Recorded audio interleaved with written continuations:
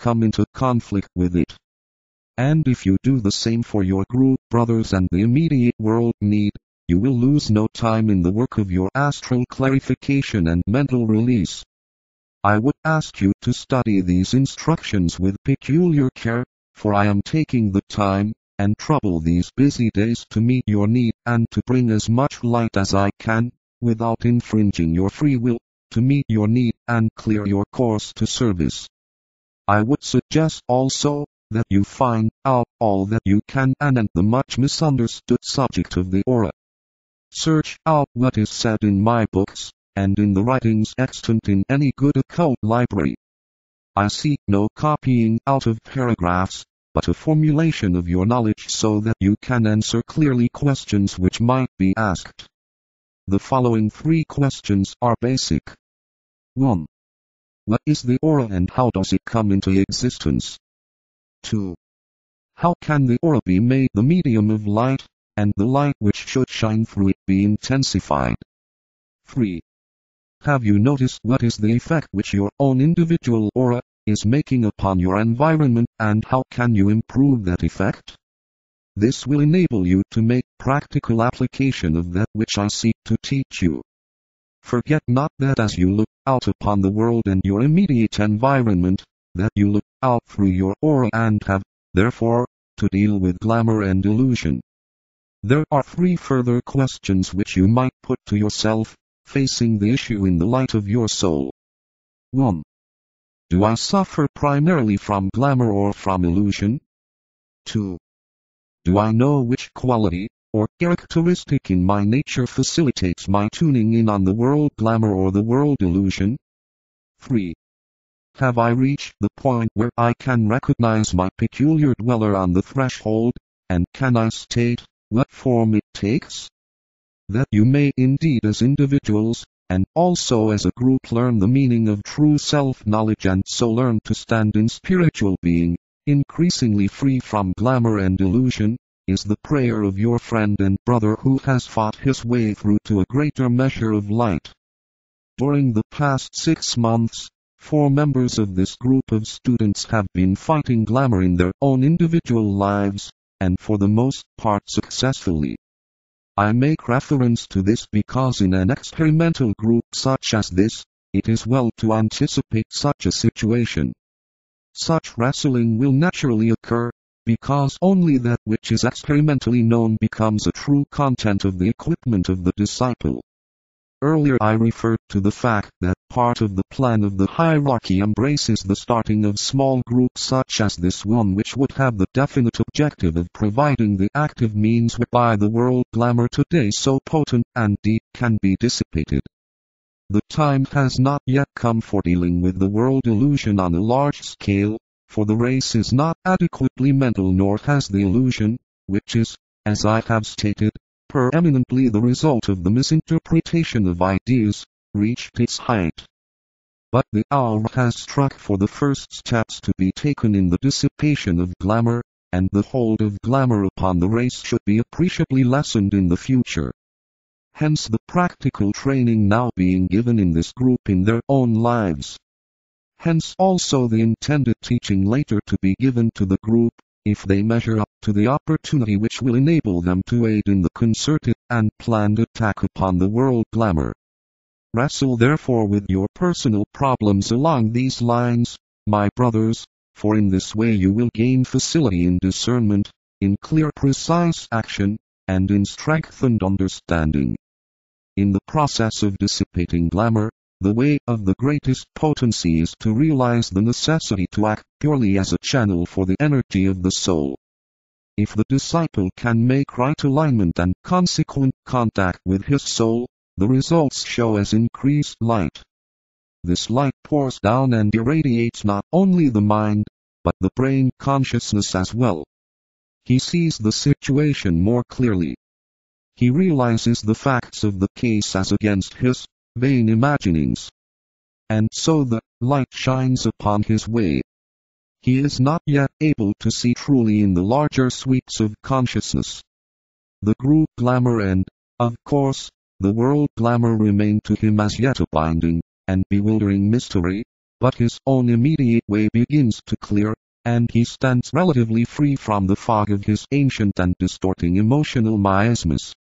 Alignment, contact with his soul, and then steadfastness, are the keynotes to success.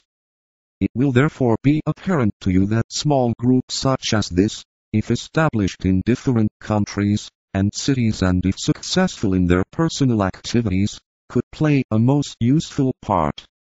Such groups would have two aspects to their endeavor. They would have to wrestle with group glamour, which creeps inevitably into group life through the instrumentality of the group members. Their united personal glamours provide the open door through which group glamour can enter. An instance of this can be seen in this group, when glamour entered in through the medium of LTSK, and swept IBS into its vortex of force. It was overcome, fortunately, leaving you all the richer and more united on account of the strong stand in love taken by the other group members. May I remind LTSK and IBS of their deep indebtedness to the love of their brothers. The group love protected them. IBS has gone a long way in freeing herself from certain aspects of glamour. LTSK is also freer than he was, but still has much to do. It is always difficult for the third-rate person to cultivate the intuition. The apparently profound wisdom of the manipulative and devious science of the intelligence inherent in matter prevents off the entrance of the true wisdom of the illumined mind. 6 months ago I felt that it was probably impossible for LTSK to free himself from the glamour in which he habitually walked. Today a little more light shines upon his way and he may, if he frees himself still further from his self-generated thought forms, make the needed grade.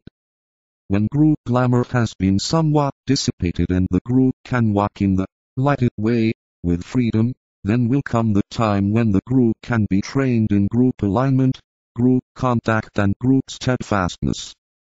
It can then begin the definite and scientific task of attacking the world glamour.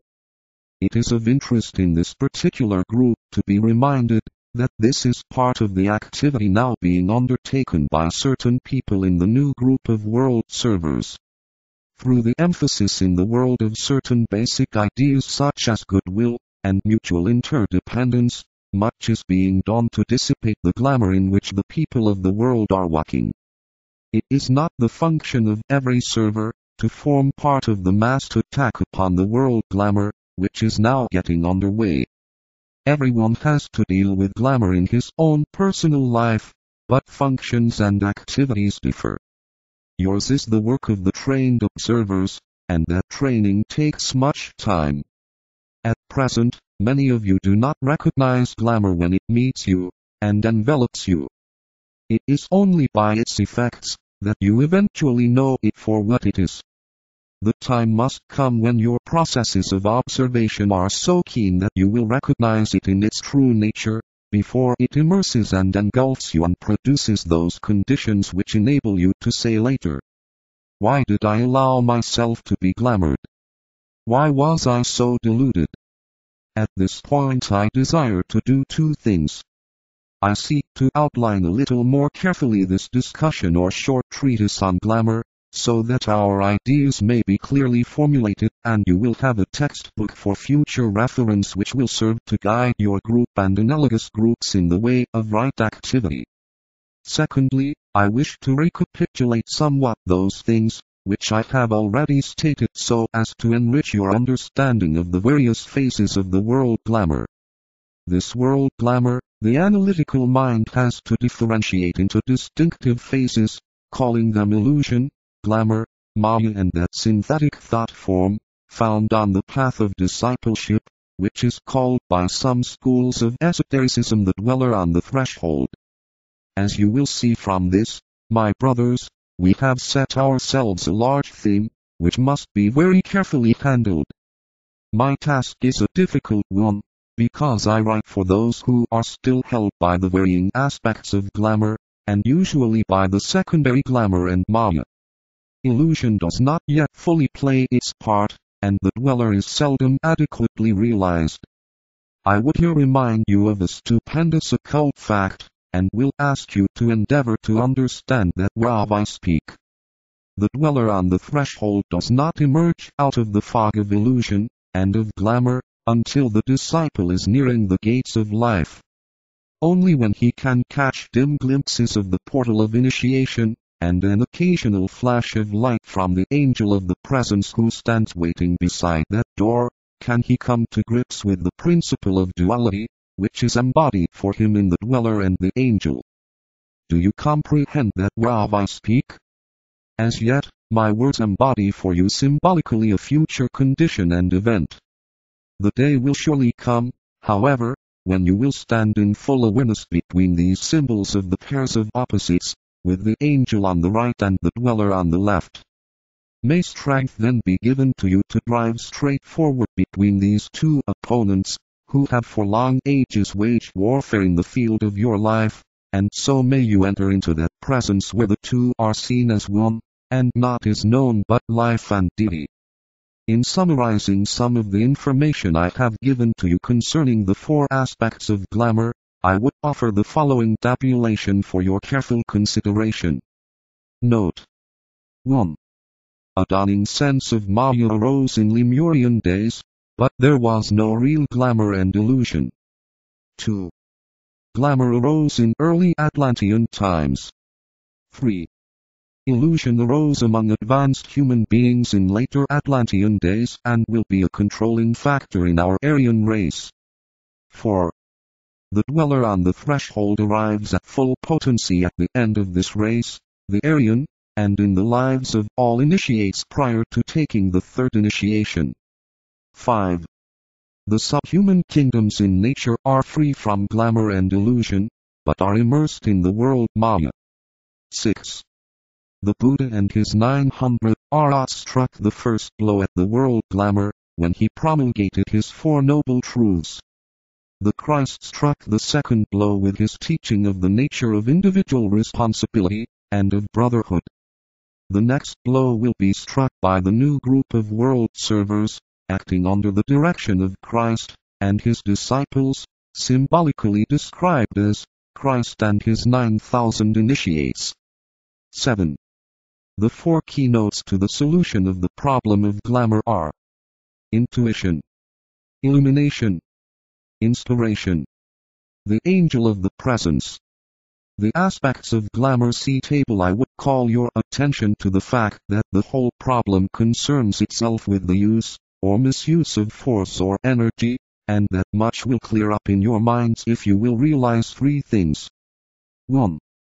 That average man, in everyday life, and the aspirant upon the path of probation, or purification, works with the forces of life on the three planes of human endeavor, plus the principle of life itself. 2. That the disciple begins to discriminate between the forces, and energy. Upon the path of discipleship he begins to work with soul energy. This eventually dominates the forces. 3. That the initiate works, upon the path of initiation, with energy and learns to distinguish between the energy of life, the energies of the soul, and the forces of the phenomenal world. Another point also should be emphasized here, and that is that the nature of these forces, and energies, and their use and control have always to be realized and worked out in full consciousness upon the physical plane. Theory must be